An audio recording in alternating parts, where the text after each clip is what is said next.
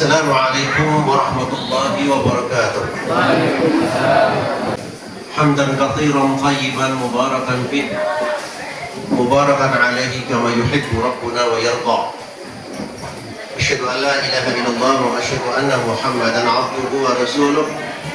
Qala rabbi ishrah li sadri wa yassir li amri wahlul 'uqdatam min lisani yafqahu qawli wa ba'd. Bapak Ibu yang dirahmati Allah Subhanahu wa taala,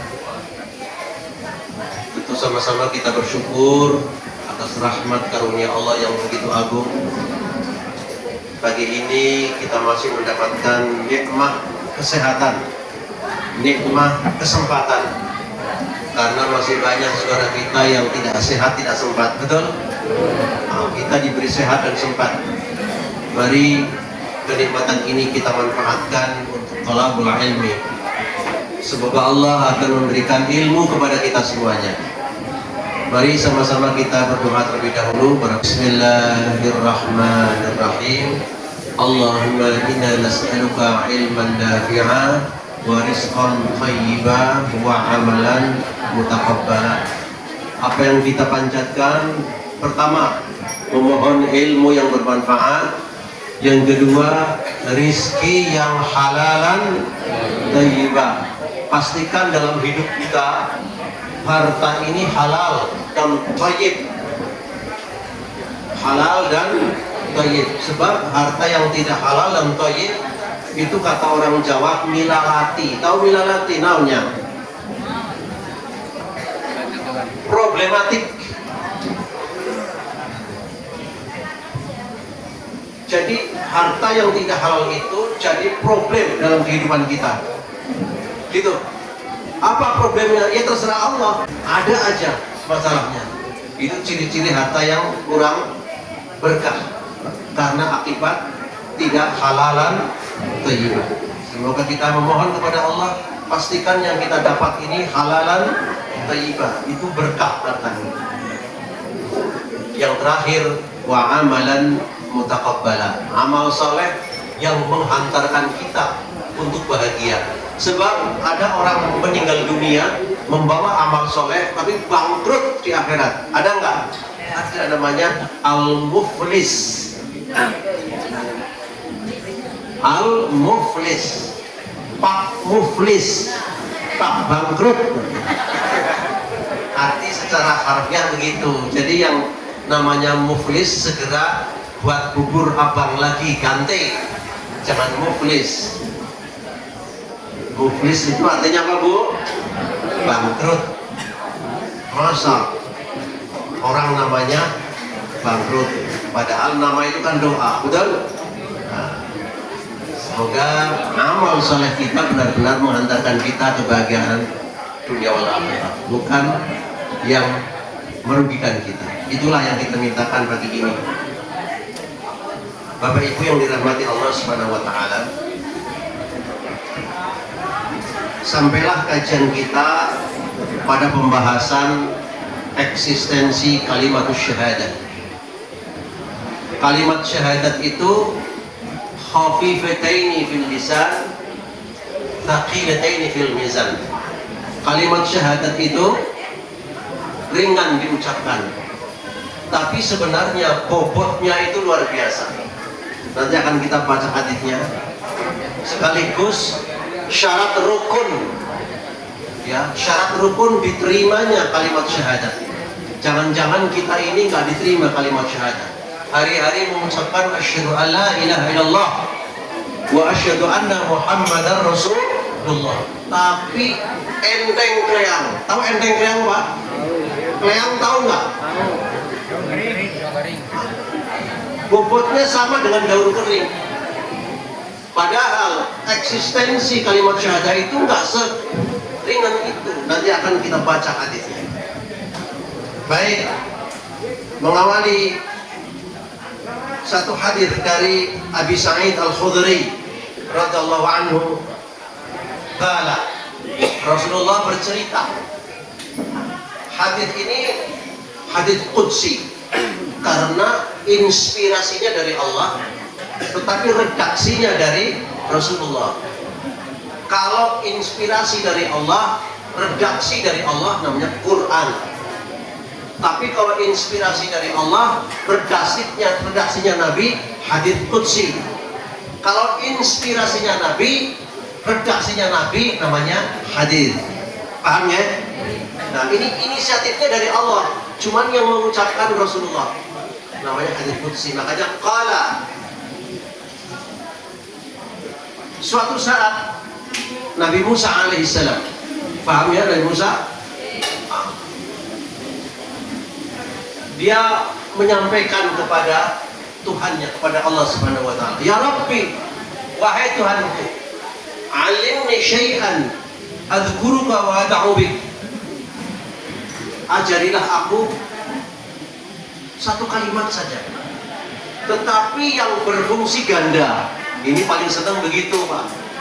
Satu kalimat berfungsi ganda. Sekali dayung maunya begitu. Enak banget. Itu namanya ngiras ngirus. Seneng ya Ibu ngiras ngirus? Contohnya pagi ini sambil ngaji dapat Senin, dapat sayur. Sekali berangkat saja. Gua mau berangkat ngaji nih, nanti dapat Senin, dapat sayur. Itu namanya apa? Sekali dayung. Coba kalau jenengan pagi ini tidak ngaji, jalan-jalan pagi, malah mengeluarkan duit buat beli, betul apa tidak? Nah, itulah hebatnya. Nabi Musa termasuk hamba Allah yang agak cerdas, karena dia bukan agak cerdas, cerdas juga dia. Menginginkan sesuatu hal yang sekali dia ucapkan berfungsi ganda, sekali dia amalkan berfungsi ganda. Ya Allah, ya Rabb, ajarilah aku satu amalan. Ketika aku mengamalkan itu, satu, nilainya zikrullah. Yang kedua, nilainya sebagai permohonan kepada Allah. Jadi sebagai kalimat zikir, juga sebagai kalimat doa. Ini menarik Pak, karena ada kalanya orang berzikir toh, tapi tidak bermuatan doa. Ada kalanya orang berdoa toh, tapi tidak bermuatan zikir. Nah ini satu kalimat yang nilainya ganda. Ya, sebagai doa, sebagai zikir. Apa jawab Allah? Kala Allah menjawab, ya Musa, kalau memang itu kemauanmu,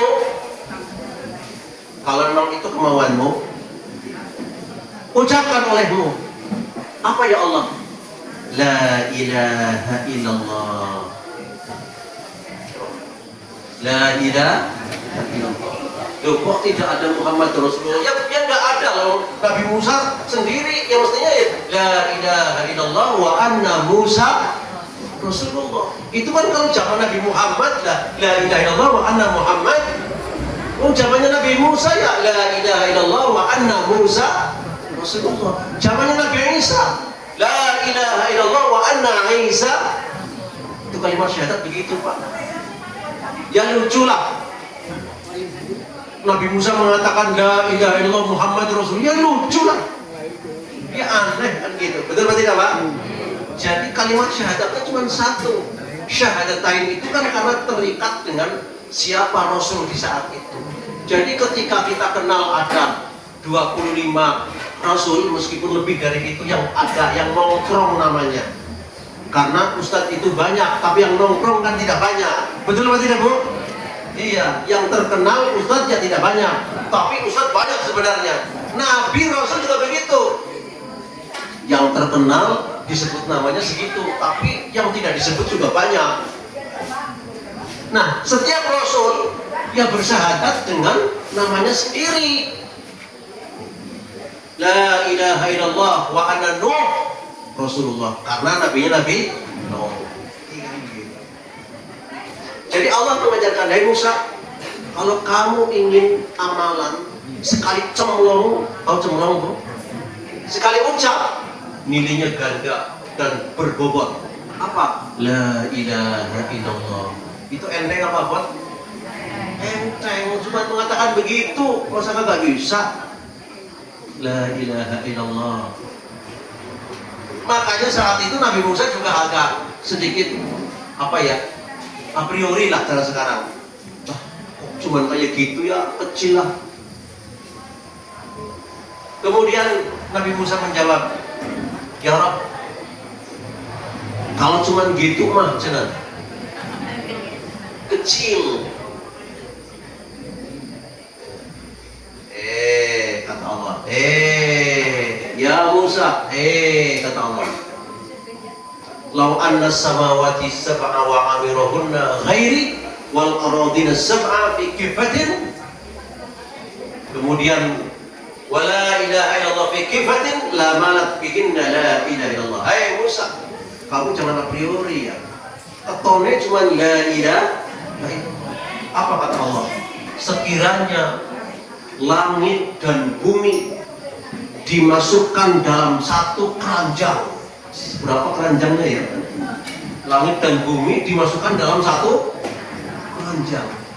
La ilaha illallah dimasukkan dalam satu keranjang yang berbeda, lalu ditimbang. La malat la ilaha illallah. Bagi Allah itu lebih berat. La ilaha illallah. Kaget Nabi Musa. Apa iya ya? Jenengan bedanya kaget. Loh, kalau memang kalimat syahadat itu seberat itu hebatnya, kenapa sekarang kalimat syahadat tidak berpengaruh? Betul apa tidak? Banyak umat Islam mengucapkan la ilaha illallah, la ilaha illallah, la ilaha illallah sampai 10.000 kali enteng kelihatan. Betul apa tidak? Loh, katanya kalimat la ilaha illallah seberat melebihi langit dan bumi. Kok kelihatannya enteng sekali dan tidak punya pengaruh? Apa sebabnya? Nah, ini ada sebabnya. Ada sebabnya kenapa kalimat la ilaha illallah tidak berpengaruh. Ada sebabnya. Dengan kepengen yang mana? Yang berat apa yang enteng? Yang berat apa yang enteng? Yang enteng aja. Ini perlu perhatikan. Makanya ada bahasa syahadah qauli dengan syahadah amali. Menitik beratkan kalimat syahadat pada ucapan saja itu jauh lebih enteng ketimbang kalimat syahadat menitik beratkan pada amaliyah. Yang paling adil, mari kita nyontoh para sahabat. Betul? Bapak Ibu, kita belajar Islam dari siapa? Dari Nabi tidak ketemu Nabi. Betul apa tidak? Dari sahabat tidak ketemu sahabat. Dari tabi'in tidak ketemu tabi'in. Dari mana belajar kita? Atau katakanlah, siapakah orang yang paling terhebat setelah Nabi? Siapa kira-kira? Ya sahabat. Karena sahabat ini fotokopian Nabi yang saya waktu masih ngajar di PNC di Politeknik Cilacap, karena stis saya adalah ekonomi syariah, saya ngajar di sana waktu itu. Sekarang sudah enggak. Saya mengadakan penelitian. Mahasiswa saya tak kasih tulisan satu lembar tulisan, tolong ini difotokopi. Difotokopi pertama, hasilnya fotokopi lagi, hasilnya difotokopi lagi, sampai yang ke-8 fotokopi sudah bures. Sudah apa Bu? Bures kan apa? Tidak kelihatan, sulit dibaca, sulit. Baru fotokopi yang ke-8. Fotokopi yang pertama jelas, kedua jelas, yang ke-8 itu sudah nggak jadi baca. Itu artinya apa? Satu generasi manusia, dua generasi manusia, generasi yang ke-8 sudah kacau balau. Kita ini generasi yang keberapa dari Nabi? Kalau generasi satu generasi 100 tahun, kita generasi yang keberapa? Keberapa?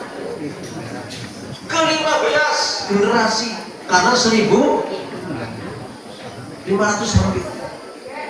Padahal ke-8 saja sudah nggak jadi baca. Nah, kita ini hidup di era generasi yang ke-14, berarti sudah nggak bisa dibaca Islam. Kacau banget. Itu real. Jelas maksud saya? Jelas? Kita ini sudah 1400 tahun yang lalu, generasi yang ke-14. Kalau itu dianalogkan dengan fotokopi yang 8 saja sudah tidak bisa dibaca. Lalu kita fotokopi yang ke-berapa? Ke-14 bisa dibaca. Maksud kita jangan gembelengan jadi wong Islam siki. Kudu hati-hati. Paham ya? Aja gembelengan. Kadang-kadang langsung mengatakan paling Islami, paling NKRI. Nah, wong kures kepada gembelengan. Kok banyak istighfar saja lah, astagfirullahaladzim. Saya ini Islam kures. Betul atau tidak? Nggak usah sok-sokan gitu. Banyak istighfar. Karena kita generasi ke-14, ibarat fotokopi sudah tidak bisa dibaca, sudah jelas Islamnya. Tetapi berusaha sekuat mungkin menjadi jelas. Boleh apa tidak? Harus. Tapi posisinya sudah posisi burus, Pak. Jadi logika ini mendorong kita belajar Islam yang paling top ya belajar para sahabat. Karena apa? Mereka adalah fotokopian yang pertama atau minimal fotokopian yang kedua dan ketiga. Lah kita fotokopian yang ke-14. Gimana ceritanya itu? Kembali ke sini. Jadi kenapa kalimat syahadat itu tidak berbobot, tidak berpengaruh? Program pendidikan sekarang Bapak Ibu itu adalah program pendidikan yang berdampak. Kampus berdampak, SMP berdampak, SD berdampak, SMA berdampak, SMK berdampak. Jangan malah didampaki. Paham maksudnya? Harus punya kemandirian, harus bisa menularkan ke yang lain. Itu orientasi arah pendidikan itu adalah kampus berdampak. Itu artinya apa? Setiap sekolah harus bisa berpengaruh pada lingkungannya. Itu sekarang orientasinya arahnya. Ini anak-anak banyak sekali. Coba yang dari SMK ngacung, angkat tangannya. Dari SMK ada berapa anak? SMK ada yang berangkat nggak? Ini banyak SMK. Oh iya. Emang di sana cowok cewek semuanya? Gak ada cowoknya? Oh iya cowoknya. Wah ini luar biasa. Kalian ini pejuang-pejuang yang harus bisa memberikan dampak pada. Ini luar biasa. Saya berdoa. Mana Bu Teti berangkat nggak?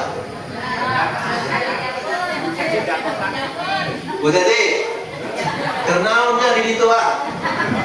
Kadir. Bu Teti, ayah tuh? Singkat dia, segala. Assalamualaikum. Bu Teti, tadi saya udah matur ke PCR.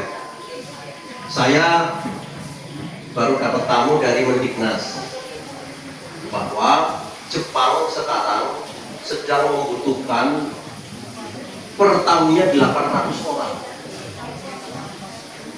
Bisa nggak kira-kira kolaborasi dengan SMK mana aja? Tamat SMK ke Jepang. Bisa nggak kira-kira? Ayo ini mana anak-anak ini? Ayo semangat ini. Caranya bagaimana? Ya nanti caranya menyiapkan agar anak-anak bisa khusus bahasa Jepang. Caranya bagaimana? Nah itu pola kita. Saya ditawarin 800 orang per tahun. Jalurnya Mendiknas. Hasil kemarin Pak Menteri Kemenjenang itu katanya. Ini terobosan baru untuk meningkatkan kepercayaan agar SMK Wanareja ini bisa naik. Coba diusahakan siswa-siswa ini apakah dari kelas 1 sampai kelas terakhir dikursusi bahasa Jepang apa-apa, dan nanti kalau sudah bisa begitu insya Allah ini ada peluang baik. Nanti kalau sudah berangkat ke Jepang 10 orang dari mana? SMK Muhammadiyah Rejab. Itu sudah lain ceritanya. Ini peluang baik ya, monggo. Saya berharap betul ini bisa diambil. Ya tadi itu contohnya Pak, bisa bahasa Jepang. Caranya bagaimana? Monggo nanti di musyawarah dengan. Oke, terima kasih. Ya sama-sama. Semangat ya anak-anakku ya, semangat ya. Mau nggak ke Jepang? Oh nggak tahunya tamat bocor.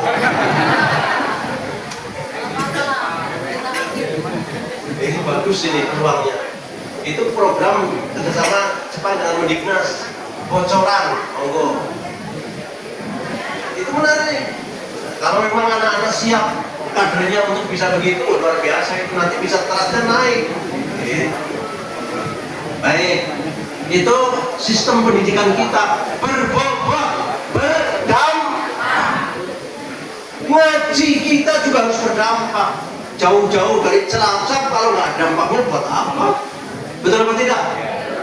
Emang dikira nggak bemor apa? Harus berdampak. Begitu. Nah, kalimat la ilaha illallah juga harus berdampak kepada kita supaya tidak enteng, karena masyarakat kebanyakan ya hanya itu saja, sebatas verbal kalimat la ilaha illallah, kata-kata saja, makanya tidak berdampak. Nah, ketika Nabi Musa diberitahu oleh Allah, ya Musa, kamu jangan a priori, kalimat syahadat itu berat loh timbangannya. Kalau memang dipola menjadi berat, tapi juga bisa dipola menjadi enteng, tergantung siapa yang akan mempolanya. Nah, kita ini keluarga besar Muhammadiyah ini mau membuat kalimat syahadat jadi enteng kleang atau jadi berat berbobot. Ada syaratnya Bapak Ibu, 7 syaratnya. Buat juga ini syaratnya. Jadi kalimat syahadat bisa berdampak seperti ucapannya Bilal bin Rabah, hanya mengatakan Allahu Ahad, itu geger masyarakat. Tapi sekarang jangan mengatakan Allahu Ahad, ping 100, siapa yang mau dengerin? Betul apa tidak? Itu bedanya. Padahal Bilal bin Rabah hanya mengatakan Allahu Ahad, Allahu Ahad, Allahu Ahad, geger masyarakat. Jadi dampaknya luar biasa. Ini yang akan kita bangun kembali, kalimat syahadat yang berdampak. Ya walaupun belum seberat langit dan bumi ya, seberat 3 kilo lah, alhamdulillah. Begitu ya. Nah, ternyata syaratnya ada 7. Kalau kalimat syahadat itu ingin berdampak, punya pengaruh, tidak sekedar ringan seperti daun kering. Nah, syarat yang pertama apa? Al-ilmu. Ini. Jadi beragama itu dasarnya apa Bapak Ibu? Ilmu. Jadi ada 2. Ada agama yang dasarnya ilmu, ada agama yang dasarnya tradisi. Ya. Saya ulangi lagi, ada orang beragama dasarnya ilmu, ada orang beragama dasarnya tradisi. Apa punya dampak? Oh, punya dampak. Dampaknya besar sekali. Nah, di Muhammadiyah ini memang ditradisikan bahwa agama itu dasarnya apa? Ilmu. Makanya diantaranya hari ini, pagi ini kita tafaqquh, mencari ilmu, thalabul ilmu. Itu nanti berpengaruhnya luar biasa. Al-ilmu. Di Al-Quran disebutkan fa'alam annahu la ilaha illallah. Ketahuilah oleh kalian bahwa la ilaha illallah. Kalimat nafi, la kalimat nafi, ilah wal maklum, illa nafi lagi, Allah jawab. Artinya bahwa di dunia ini tidak ada yang pantas disembah selain Allah Subhanahu wa ta'ala. Ucapan itu kalau diucapkan di pengajian ini nggak masalah, tapi kalau mengucapkan itu di TV gimana kira-kira? Kira-kira apa tidak Pak? Tidak ada yang pantas disembah kecuali hanya Allah. Padahal yang menyembah selain Allah itu ini nanti di YouTube kan geger juga, nanti biarin aja. Itulah berdampak namanya. Karena begitu kata-katanya, la ilaha, tidak ada yang pantas disembah di dunia ini illallah. Jawabnya apa? Selain hanya Allah subhanahu wa ta'ala. Kira-kira yang menyembah selain Allah tersungging apa tidak kira-kira? Dampak yang pertama. Karena apa? Ilmu. Hanya ilmu yang bisa menjawab seperti itu. Nah, kita sudah berbahagia dan berbangga karena kita sudah menyembah Allah, sudah sesuai dengan harapan dan tuntutan. Cuman cara menyembahnya berbobot apa? Jadi kalimat la ilaha illallah itu bukan artinya tiada Tuhan selain Allah, bukan. La ilaha illallah itu adalah bentuk statement bahwa tidak ada yang pantas disembah selain Allah. Bedakan Pak, la ilaha illallah dengan arti tidak ada Tuhan selain Allah, dengan la ilaha illallah tidak ada yang pantas disembah selain Allah. Beda apa sama? Beda apa sama? Beda tuntutannya. Kalau sekedar mengartikan la ilaha illallah tidak ada Tuhan selain Allah, sebatas menuhankan Allah, belum tentu mau menyembah Allah. Betul apa tidak? Itu yang namanya agnostik. 80% sekarang dunia kita ini, masyarakat di dunia agnostik. Dia punya Tuhan tapi tidak mau ibadah. Itu akibat kesalahan dalam memahami kalimat agama. Termasuk di internal umat Islam. Itu 80% umat muslim itu agnostik, orang gelem ibadah padahal dia bertuhan.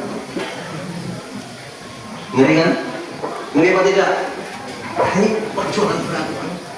Karena selama ini hanya dipahami tidak ada Tuhan selain Allah, yang penting menuhankan Allah.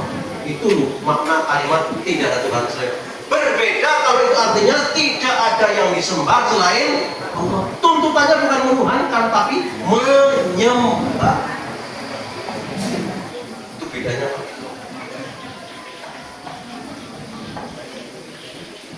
Lagi, sing penting kan Tuhanku Allah. Soal saya nyembah yang lain nggak masalah. Betul atau tidak Pak? Itulah sebabnya Tuhanmu siapa? Allah. Dan yang gue nyembah maring nyiloro kidul, ya nggak apa-apa. Sing penting kan nuhankan terjadi. Betul atau tidak? Tetapi kalau mengatakan tidak ada yang disembah selain Allah, otomatis penyembahannya hanya kepada Allah subhanahu wa ta'ala. Itu tuntutan yang sebenarnya. Ini cara mengartikan juga harus berbeda. Makanya berbobot dan tidak berbobot karena pagi ini kita dituntut, kita didoktrin memahami kalimat syahadat adalah bukan lagi tidak ada Tuhan selain Allah, tetapi tidak ada yang disembah selain hanya Allah. Spesifik banget. Itu yang disebut tauhid uluhiyah. Tauhid yang berbicara masalah penyembahan. Kalau sudah begitu, tradisi sudah dibabat habis Pak. Karena tradisi sifatnya hanya melestarikan apa yang berkembang di masa lalu. Betul Pak tidak? Nah disitulah tantangan yang pertama. Nah ini mau bertobat apa tidak kalimat syahadat itu?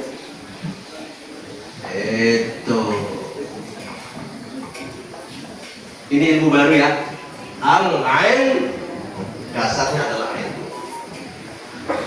Dan Perserikatan Muhammadiyah sudah membuat satu keputusan dalam muktamar tentang risalah Islam berkemajuan. Ilmu dasar yang dikaji oleh Muhammadiyah dalam Islam adalah ar-ruju' ilal kitab wa sunnah, kembali kepada Quran dan hadis. Itu dasar utamanya. Dari sinilah dikembangkan lagi dari berbagai macam, melahirkan berbagai macam. Jadi dasar utamanya adalah sumber dari segala sumber ilmu adalah Quran dan hadis. Dari Quran dan hadis dikembangkan lagi dalam disiplin berbagai ilmu. Maka saya katakan jadi warga Muhammadiyah itu harus inovatif. Yang penting rujukannya Quran dan hadis, inovatif.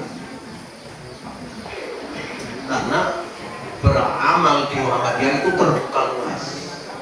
Nah yang belum tergarap itu adalah amaliyah di urusan duniawiyah ekonomi itu belum tergarap. Orang masih fokus pada pendidikan, kesehatan, masjid, musola, betul?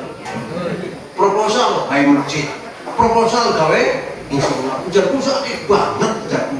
Kecuali kalau belum ada.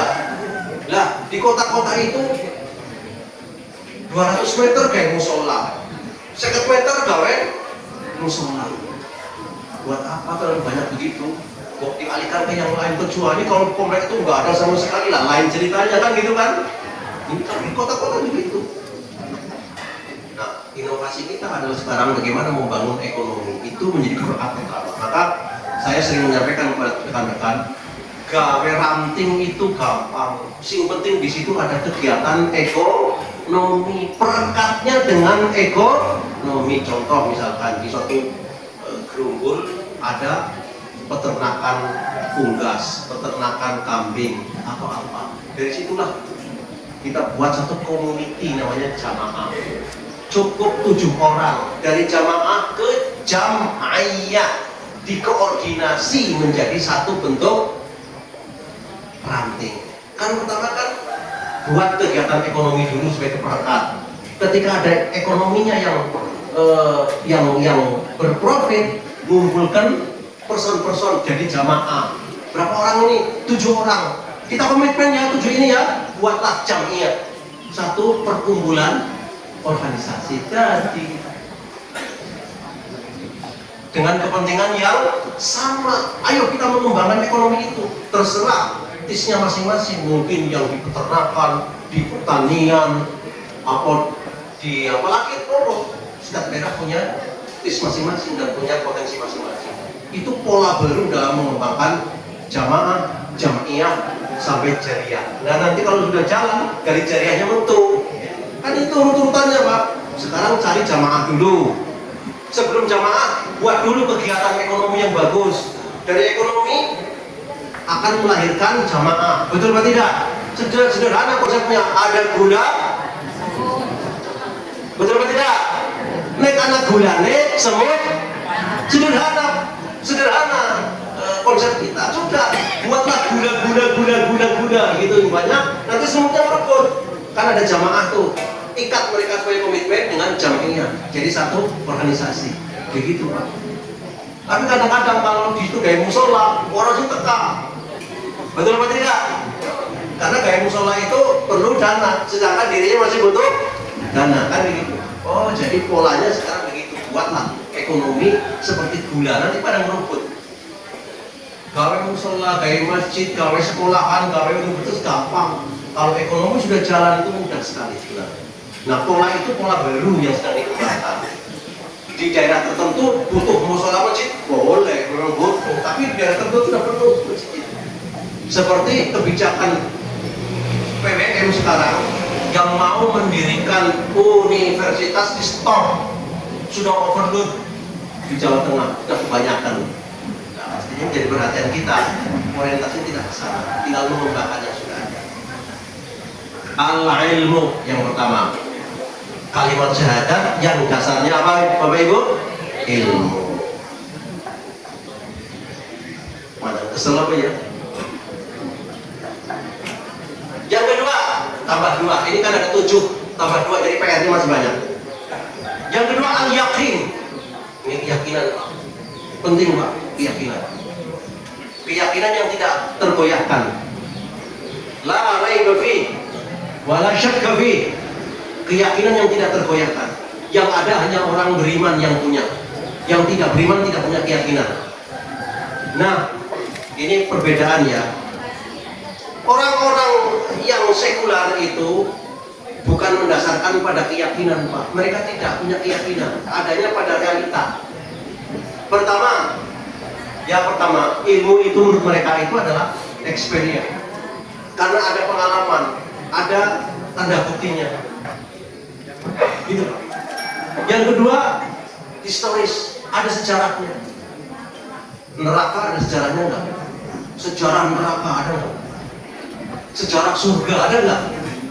Sejarah malaikat ada apa tidak? Sulit kan? Makanya surga, neraka, malaikat nggak ada itu menurut orang-orang ateis. Karena susah dibuktikan. Karena mereka berpikir, ya harus ada sejarahnya lah. Kalau nggak ada sejarahnya repot lah. Yang ketiga adalah logika.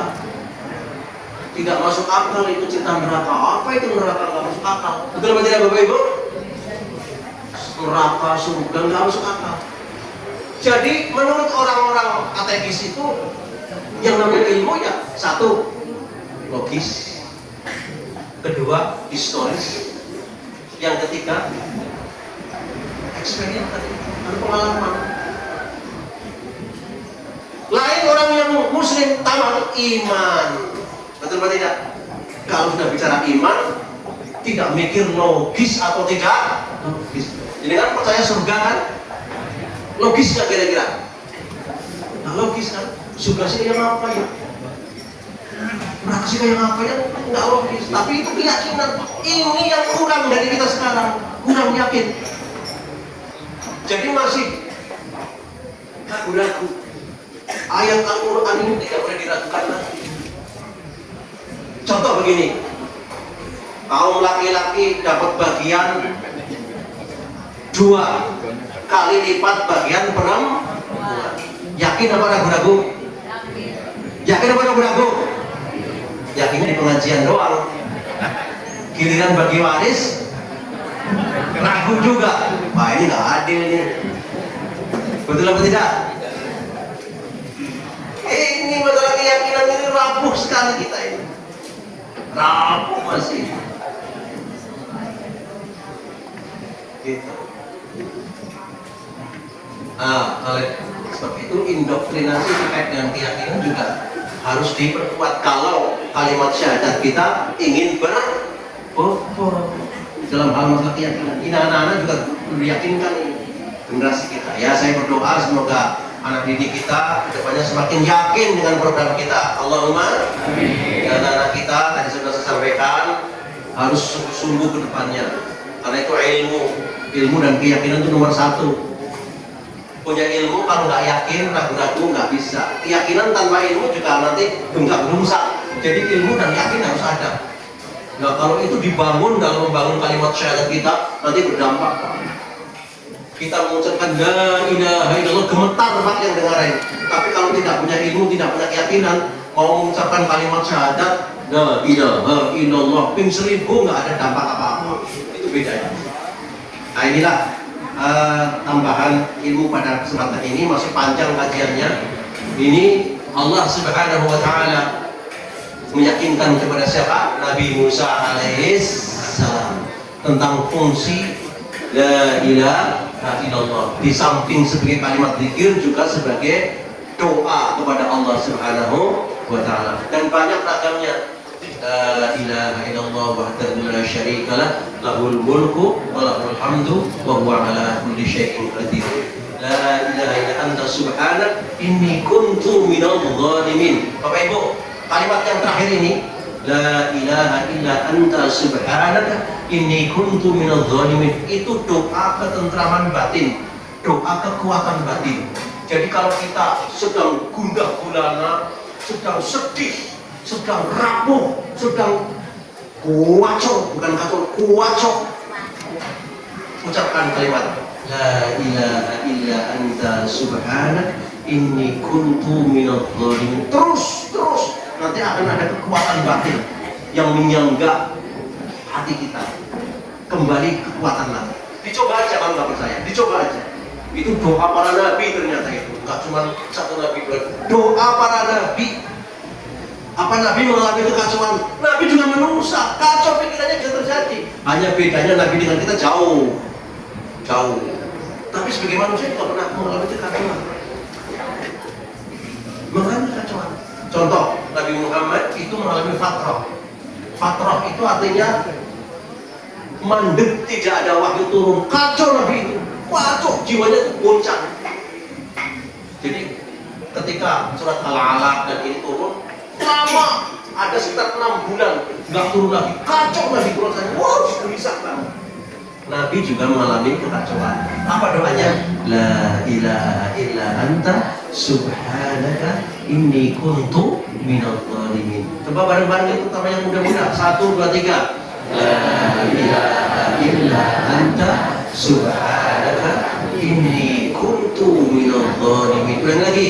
La ilaha illa anta subhanaka inni kuntu minadh dhalimin. Doa membangun kekuatan batin. Makatan demikian yang dapat saya sharingkan pada kesempatan ini. Semoga Allah Subhanahu wa taala memberi kekuatan dan ilmu pada kita semuanya. Amin ya rabbal alamin.